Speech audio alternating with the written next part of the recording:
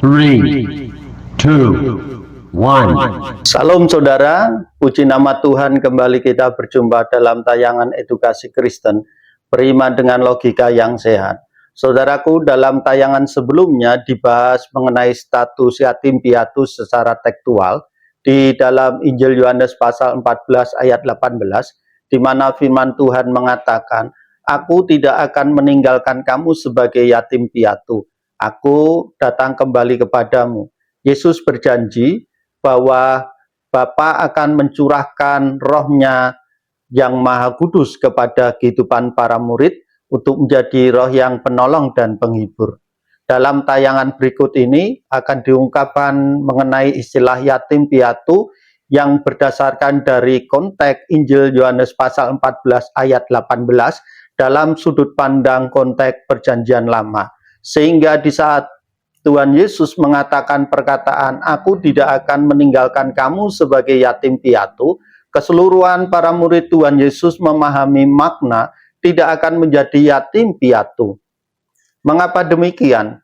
Alasan utama adalah para murid Tuhan Yesus telah memahami istilah yatim piatu berdasarkan kitab Tanak atau Perjanjian Lama. Lalu bagaimana konsep tersebut bisa dipahami oleh para muridnya, sehingga membuat para murid langsung mengimani perkataan Tuhan Yesus dan tidak perlu berpikir panjang lagi. Untuk itu kita akan membaca terlebih dahulu dalam kitab Mazmur pasal 68 ayat 5, dalam teks terjemahan lain terdapat di dalam ayat yang ke-6. Dalam kitab Mazmur pasal 68 ayat 5 atau ayat yang ke-6, begini bunyi firman Tuhan, "Bapa bagi anak yatim dan pelindung bagi para janda, itulah Allah di kediamannya yang kudus." Dari berbagai cara yang dapat digunakan Allah untuk menggambarkan hubungannya dengan umat manusia, Ia menggunakan istilah kekeluargaan. Bisa saja Allah menggambarkan dirinya sebagai diktator yang baik, majikan yang baik hati, atau tuan tanah yang sabar. Ia menyebut dirinya sebagai Bapa karena kita mengenali karakter serta perilaku seorang ayah.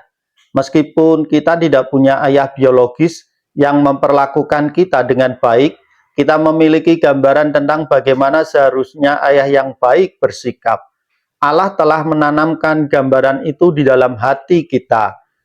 Kita semua memerlukan cinta, kasih, perhatian, perlindungan, dan penghargaan. Secara ideal, seorang ayah biologis akan memenuhi kebutuhan kita akan aspek-aspek itu. Namun, jika mereka tidak sanggup, maka Allah tetap bisa memenuhinya. Yesus mengarahkan para pengikutnya untuk menyebut Allah sebagai Bapa. Allah menggambarkan cinta kasih-Nya kepada kita serupa dengan kasih seorang orang tua kepada anaknya. Walaupun ia mempunyai karakter yang mirip dengan ayah dan ibu, ia memilih menggunakan bentuk gender laki-laki karena menggambarkan kekuatan, perlindungan, dan pemeliharaan. Allah sangat memperhatikan anak-anak yatim dan anak-anak yatim piatu dalam Ulangan pasal 24 ayat yang ke-20. Bahkan di dalam Mazmur pasal 27 ayat 10 mengatakan, "Biarpun ayah dan ibuku meninggalkan aku, namun Tuhan menerima aku." Allah menyadari bahwa seringkali ayah biologis tidak hadir dan tidak menjalankan tanggung jawabnya dengan baik. Ia menawarkan untuk mengisi posisi seorang bapa. Ia mengajak kita untuk memanggilnya saat kita mengalami kesulitan, melepaskan semua kekhawatiran kita kepadanya, dan merasakan kehadirannya. Ia memperlihatkan kepada kita karakteristik yang Ia ciptakan untuk tugas seorang ayah, walaupun ayah fisik kita seringkali tidak sempurna. Namun Allah berjanji bahwa di dalamnya setiap orang dapat memiliki Bapa yang sempurna. Sekalipun seolah-olah Tuhan mendiamkan kita dalam situasi yang sulit, Tuhan tak pernah sekalipun meninggalkan kita. Jadi, jangan ciptakan gambaran mengenai cara Allah seharusnya menemani kita. Jangan kita mengatur Allah. Mari kita perhatikan bagaimana kehidupan Yusuf. Yusuf menerima mimpi dari Tuhan. Yusuf mendapatkan perlakuan. Yusuf mendapat perlakuan istimewa. Akibatnya muncul rasa kebencian dari diri saudara-saudaranya terhadap Yusuf. Juga karena Yusuf senantiasa melaporkan kejahatan yang dilakukan oleh saudara-saudaranya. Namun Yusuf tidak terlibat dalam dosa yang dilakukan oleh saudara-saudaranya. Yusuf amat bersih, jujur, dan soleh. Tuhan memilih Yusuf bukan tanpa sebab, namun Tuhan benar-benar mendampingi Yusuf. Meskipun tampaknya dalam perjalanan hidup Yusuf, Tuhan seolah-olah tidak ada, namun pada kenyataannya Tuhan menyertai Yusuf. Dia mampu menafsirkan mimpi dari pejabat minuman, pejabat makanan raja yang ada pada saat itu, juga berada di penjara.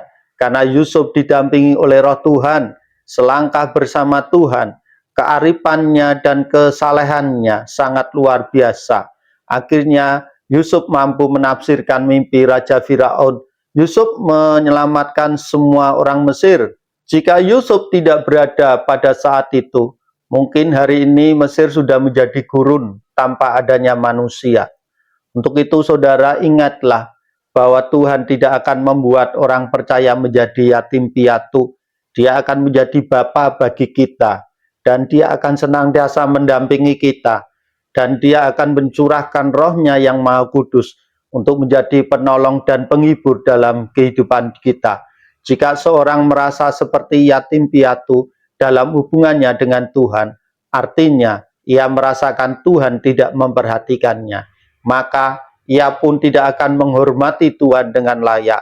Untuk itu saudaraku, senantiasalah ingat bahwa Tuhan telah mencurahkan rohnya yang maha kudus tanpa batas, sehingga roh itulah yang akan senantiasa mengingatkan setiap perkataan-perkataan yang ada di dalam firman Tuhan, sehingga kita memiliki kekuatan untuk menghadapi segala pergumulan yang kita hadapi.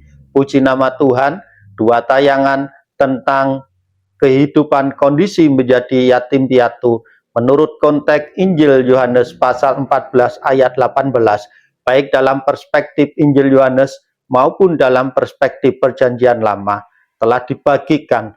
Namun saudara, ada hal yang penting. Saudara ingat selalu apa yang sudah dibagikan, dan saudara bisa bagikan kepada setiap orang yang saudara pandang layak untuk mendapatkan berkat ini. Puji nama Tuhan. Tuhan Yesus memberkati.